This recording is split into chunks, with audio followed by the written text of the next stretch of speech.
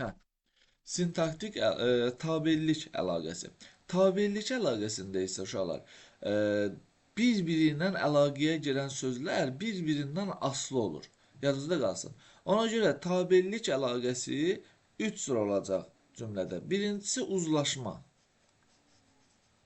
Uzlaşma. İkincisi yanaşma. Üçüncüsü idarə. Biz sizlə bunların əsasında danışacağıq. Uzlaşma, yanaşma, idarə əlaqəsindən. Başlayaq birinci uzlaşma əlaqəsindən danışmağa. Uzlaşma. Baxın uşaqlar, uzlaşma əlaqəsinin iki göstəricisi var. İki göstəricisi. Birincisi şəxs sonluğudur. Şəxs sonluğu. İkincisi mənsubiyyət şəkilçiləridir. Mənsubiyyət şəkilçiləri. Diqqətli olun. Uzlaşma əlaqəsində göstəricilər, yəni şəkilçilər, göstəricilər asılı tərəfə qoşulur. Asılı tərəfə.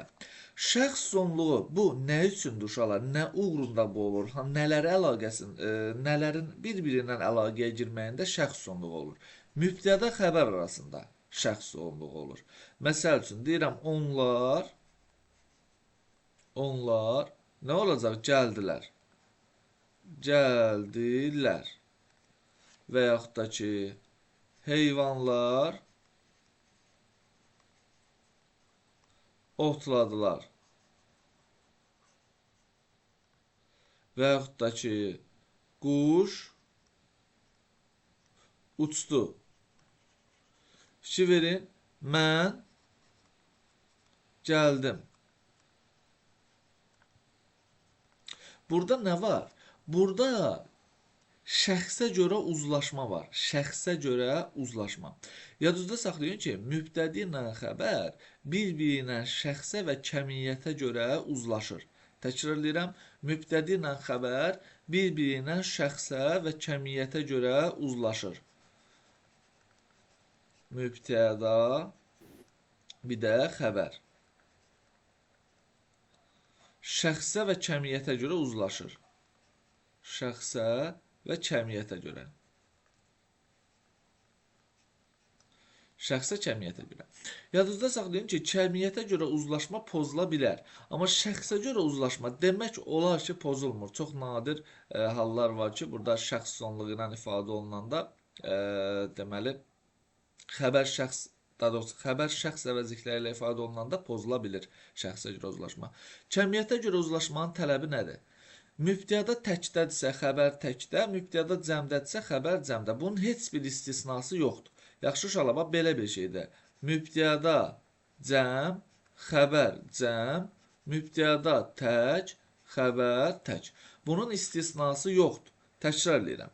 Bax uşaqlar, məsəl üçün, mən bura yazıram, yollar təmizlənib.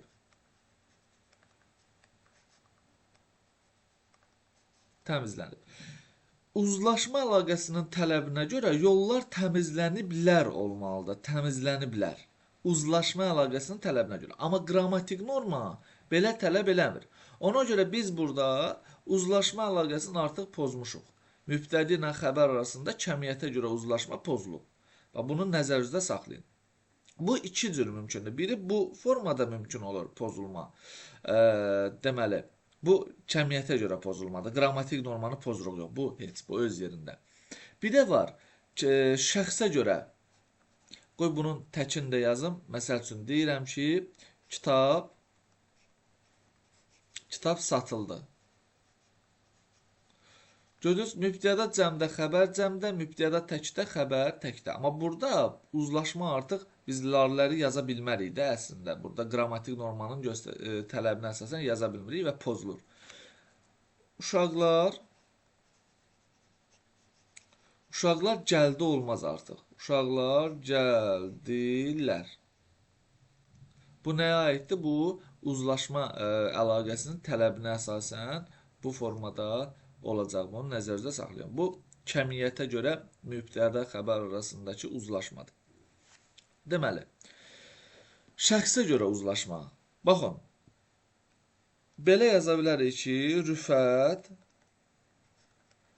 Rüfət, bu artıq üçüncü şəxsdir, düz deyil mi? Rüfət oxudu. Nə etdi oxudu? Kim? Rüfət. Oxudu. Mən, artıq birinci şəxs. Mən gəldim. Gözünüz bu formada. Şəxsə görə uzlaşma gözlənilir. Və yaxud da ki, biz danışdıq. Yəni, biz danışdım ola bilməz. Biz danışdıq olacaq. Bəs haçan pozula bilər şəxsə görə uzlaşma mübtəda xəbər arasında? Təkrar edirəm, xəbər iki halda bu mümkündür. Buraya yazacaq şəxs. Şəxsə görə uzlaşma iki halda pozula bilər. Birincisi odur ki, xəbər şəxs əvəzi ilə ifadə olunsun. Məsələn, baxın uşaqlar, gələn artıq üçüncü şəxsdir axı. Gələn mənəm. Burada artıq uzlaşma pozuldu şəxsə görə. İkinci harda mümkün olacaq? Deməli, əlavələrdə biz bunu keçəcəyik inşallah. Əlavələrdə əgər əlavə üçüncü şəxsdədirsə, məsələn, birinci şəxsin əlavəsi üçüncü şəxsdədirsə, onda mübtəda xəbər arasında əlaqə pozulur. Məsəl üçün, deyirəm ki, mən artıq birinci şəxsdir. Vergül 11-ci sinif şagirdi. Gördür uşaqlar, burada artıq deməli mübtəda, burada mən mübtəda olacaq. Mübtəda bu birinci şəxsdədir, əlavəsi üçüncü şəxsdədir. Ona görə hər iki tərəfdən vergüldən ayrılır və gəldim. Burada mübtədanın əlavəsi ilə cümlənin xəbərinin arasında uzlaşma əlaqəsi şəxsə görə pozulmuşdur. Yəni, bu bizim əsas etibarilə uzlaşma əlaqəsi haqqında bilməli olduqlarımızdır. Bəs başqa uzlaşma əlaqəsi harada olacaq? Biri mübtəda xəbər arasında olur, bunu bildik. Yəni, mübtəda təkdə, xəbər təkdə, mübtəda cəmdə, xəbər cəmdə. Bu öz yerində. İkinci bəs harada olacaq?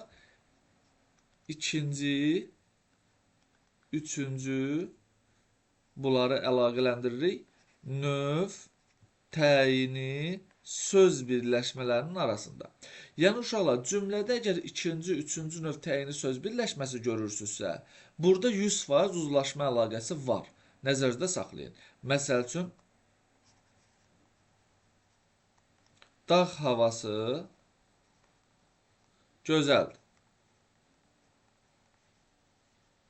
Necədir, nə cürdür, gözəldir. Nədir gözəl olan dağ havası? Nə var burada? Həm, bax, fikir verin, uzlaşma əlaqəsi mübtəda xəbər arasında var. Mübtəda xəbər arasında var. Əsas tərəfdən aslı tərəfə oxla göstərilir. Yadınızda saxlayın. Daha doğrusu, aslı tərəfdən əsas tərəfə ox işarəsi ilə göstərilir ki, yəni, xəbər mübtədadan asılıdır. Dağ havası. Həm də burada dağ havasının özündə də var burada asıllıq. Nəzərinizdə qalsın. Xəbər mübtədadan asılıdır.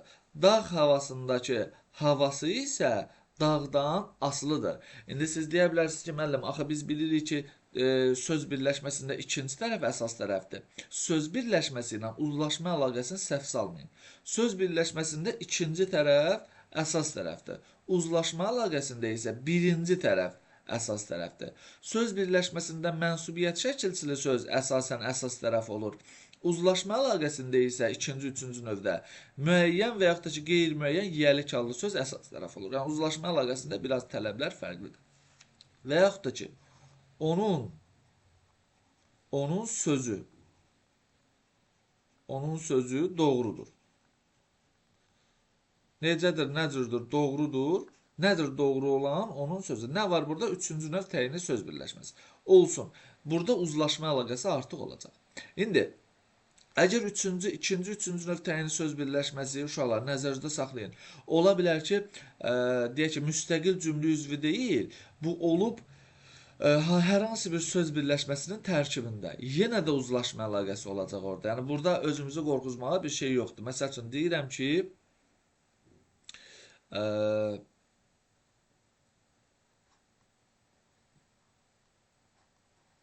kosmos səyahəti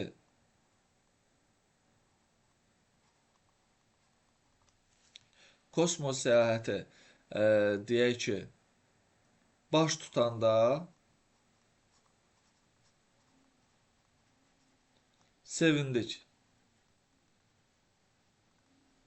Nə etdik? Sevindik. Nə vaxt, nə zaman, haçan kosmos səyahəti baş tutanda. Fikir verin uşaqlar, burada anda, əndə var, feili birləşmə var ümumiyyətlə, düz deyilmi? Amma feili birləşmənin içində biz kosmosun səyahəti, ikinci növ təyinli söz birləşməsini görə bilirik axı. Deməli uşaqlar, burada uzlaşma əlaqəsi var. Bax, bunu nəzərinizdə saxlayın. Uzlaşma əlaqəsi var burada. Yəni, əgər cümlədə söz birləşməsi daxilində də olsa, ikinci, üçüncü növ təyinli söz birləşməsini görürsünüzsə, 100% əmin olun ki, orada uzlaşma əlaqəsi var. Bu istisnasızdır. Bir də uşaqlar, indi biz bunları yazdıq, ikinci növ, üçüncü növ və mübtəda xəbər arasında belə bir strukturda var da, siz bunu artıq bilirsiniz. Yadınızda da deyirdim ki, onun yazdığı və yaxud da ki, mənim alacağım. Sizə deyirdim ki, uşaqlar, əgər ikinci tərəfdə dığı varsa, acaq varsa, bu söz birləşməsi, əgər söz birləşməsidirsə, özündən əvvəl yiyəli çallı söz gəlsə də, bu söz birləşməsi feili birləşmədir. Bəs bunun arasında hansı əlaqə olacaq? Təbii ki, uzlaşma əlaqəsi. Çünki uzlaşma əlaqəsinin göstəricisi mənsubiyyət şəkilçisidir. Yəni, onun üçün heç bir fərqi yoxdur. Burada feili sifət var, burada məsdər var, burada ikinci növ var, üçüncü növ var. Əsas məsələ odur ki, burada mənsubiyyət olsun, özündən də əvvəl yiyəlib gəlsin. Ona görə bunda da uzlaşma əlaqəsindən danışacağıq biz. Bu oldu bizim uzlaşma əlaqəsi haqqında bilməli olduqlarımız hələ ki. Keçək indi növbətiyə.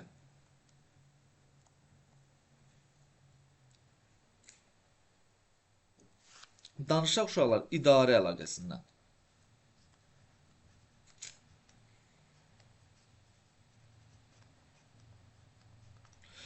Deməli uşaqlar, idarə əlaqəsi əsas tərəfin tələbi ilə aslı tərəfin ismin adlı kalından çıxıb başqa hallara düşməsidir. Yəni, idarə əlaqəsi uşaqlar daha çox feillə bağlı olur. Yəni, idarə əlaqəsində əsas tərəf daha çox, həmişə yox, daha çox feillə idarə olunur. Əgər bu söhbət xəbərdən gedərsə. Məsəl üçün, deyirəm ki, baxın, Bakıda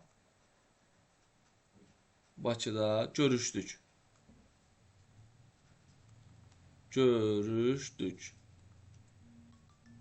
Nə etdik? Görüşdük. Harada? Bakıda. Görürsünüz? Bakıda.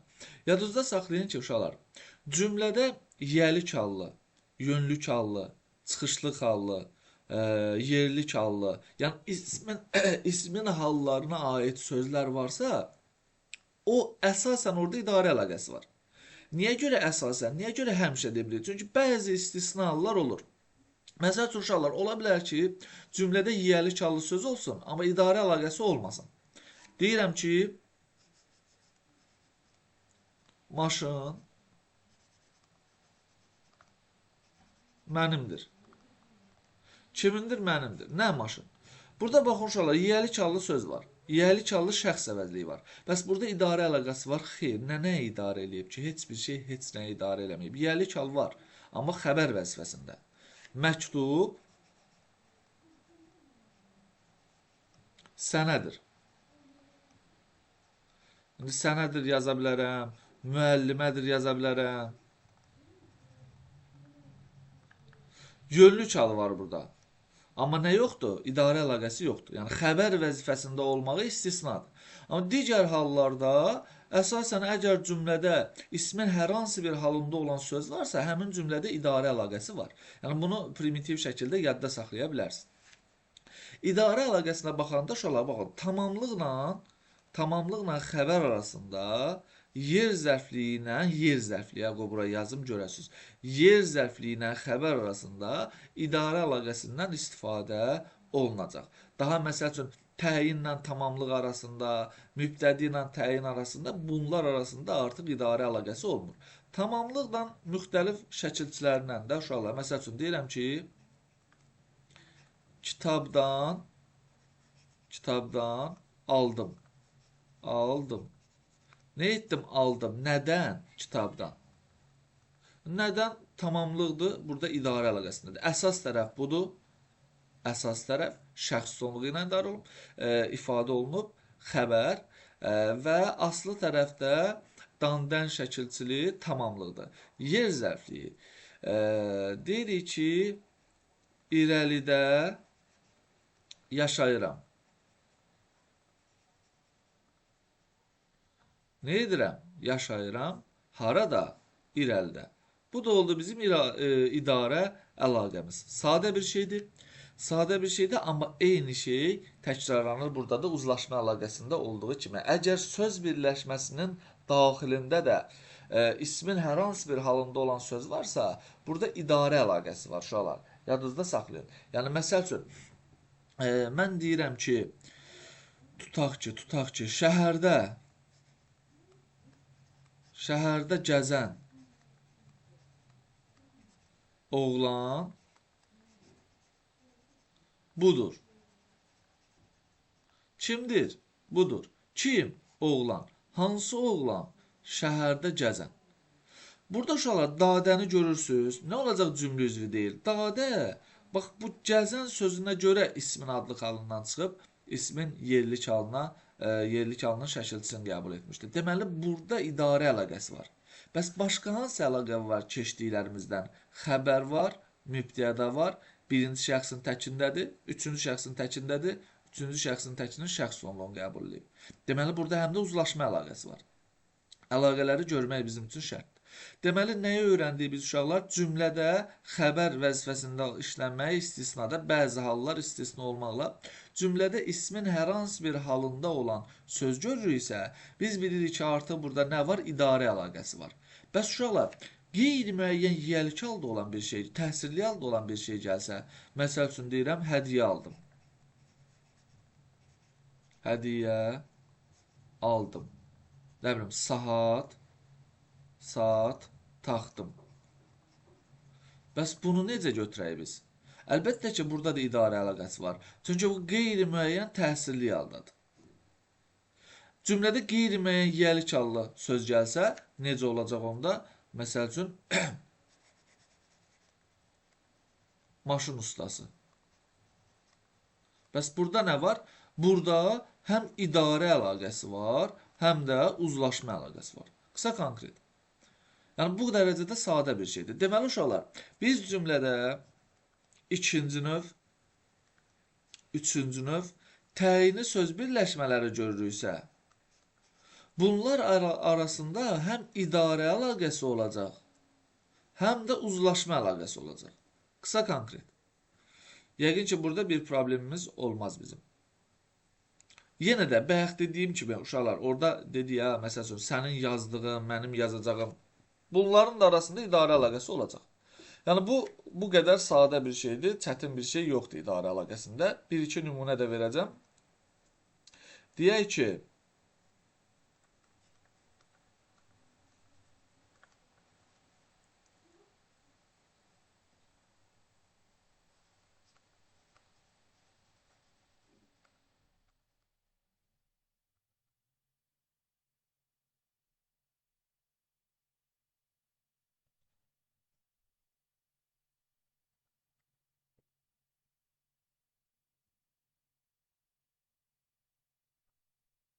belə bir şey yazaq. Gəlin baxaq uşaqlar. Nə etdilər, verdilər? Nə verdilər məktub? Kimə? Həsənin qardaşına. Gəlin buradakı əlaqələrə baxaq. Əvvəla məktubu verdilər. Əvvəla, düz deyilmi? Burada bir dənə idarə əlaqəsi var. İdarə əlaqəsi. Sonra Həsənin qardaşı. Həsənin qardaşı. Üçüncü növ təyini söz birləşməsi. Nə var burada? Həm uzlaşma əlaqəsi var, həm idarə əlaqəsi var. Bunu da gördük. Qardaşına verdilər. Yönlük haldadır. Burada da bir dənə idarə əlaqəsi var. Yəqin ki, siz də mənim kimi bunları görə bilirsiniz. Bu da oldu bizim idarə əlaqəsi haqqında bilməli olduqlarımız. Bu da sadə bir şey. Sonra uşaqlar, keçirik növbətiyə yanaşma əlaqəsinə.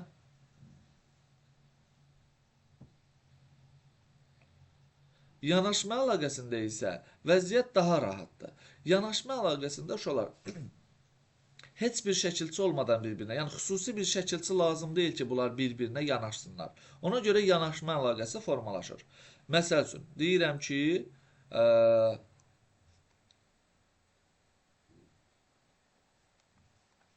bahalı oyuncaq. Və yaxud da ki, oyuncaqdır cümlə formasında. Nədir oyuncaqdır? Necə, nə cür, hansı, bahalı. Burada nə var? Yanaşma əlaqəsi var. Yanaşma əlaqəsi harda olur uşaqlar? Konkret yazacağam ki, bəzi şeyləri görək. 1. Birinci növ təyini söz birləşmələri. Söz birləşməsində. Birinci növ təyini söz birləşməsində. Birinci növ təyinli söz birləşmələrində. Burada bölünməsi əsas şərtlərdən biridir. Məsəl üçün, deyirəm ki, biz deməli, böyük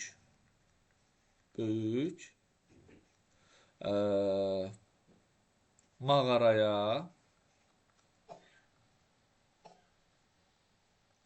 girdik. Nə etdik? Girdik. Kim biz? Haraya? Mağaraya. Hansı mağaraya?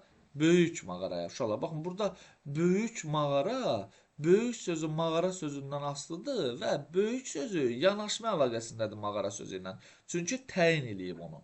Yəni, qısa konkret, birinci növ təyini söz birləşməsi arasında. İkinci, uşaqlar, bu zərfliklər arasında olan, zərflik ilə xəbər arasında olacaq. Hansı zərflik? Tərzi hərəkət zərfliyi, zaman zərfliyi, kəmiyyət zərfliyi. Bunlar arasında uşaqlar olacaq, belə deyək, yanaşma əlaqəsi. Əsas etibarilə budur yanaşma əlaqəsi. Məsəl üçün, baxın, ucadan danışır. Nə edir? Danışır. Necə, nə cür, nə tərzdə?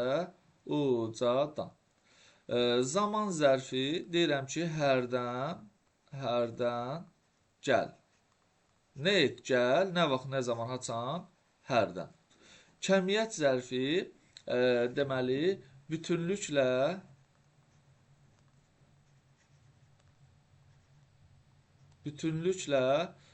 islanıb.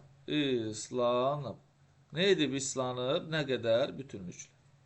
Yəni, uşaqlar, əgər bir cümlədə idarə əlaqəsi, uzlaşma əlaqəsi yoxdursa, bir-birindən əlaqəyə girən sözlər arasında, deməli, onlar arasında yanaşma əlaqəsi var. Əsas məsələ odur ki, bunlar bir-biri ilə əlaqəyə girmiş olsunlar. Yəni, bunu mütləq şəkildə bilməliyik. Yəni, bu qədər sadə uşaqlar, bu bizim yanaşma, uzlaşma, idarə əlaqəsi haqqında bilməli olduqlarımız. Deməli, indi bircə dəqiqə fikirləşim, görüm mən sizə nəyi deməmişəmsə, onları da deyim.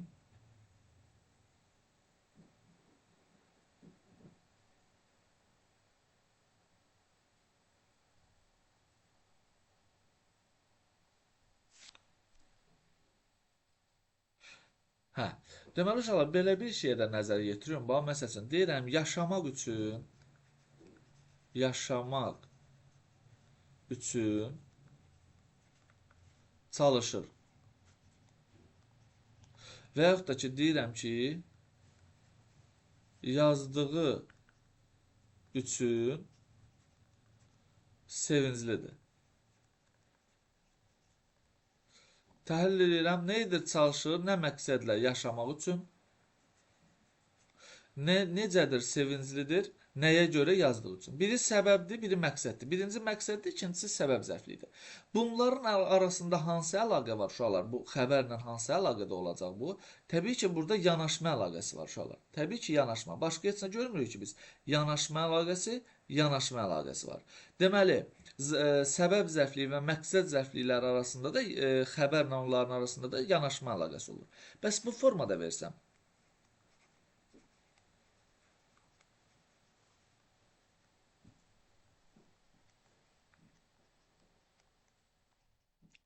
soyuqdan göyərmişdi, oxumaqdan gözləri qızarıb. Nə etmişdi, göyərmişdi? Nə səbəbə? Soyuqdan. Nə edib? Qızarıb. Nə gözləri, deməli, nə səbəbə, daha doğrusu oxumaqdan, nə səbəbə oxumaqdan. Bəs burada nə əlaqəsi var? Burada artıq idarə əlaqəsi var. Çox. Bu da son olacaq mənim sizə dediklərimdən. Bu olacaq uşaqlar bizim yanaşma, uzlaşma, idarə əlaqəsi haqqında bilməli olduqlarımız. Bu qədər. Ümid edirəm çətin gəlməyəcək bu sizə.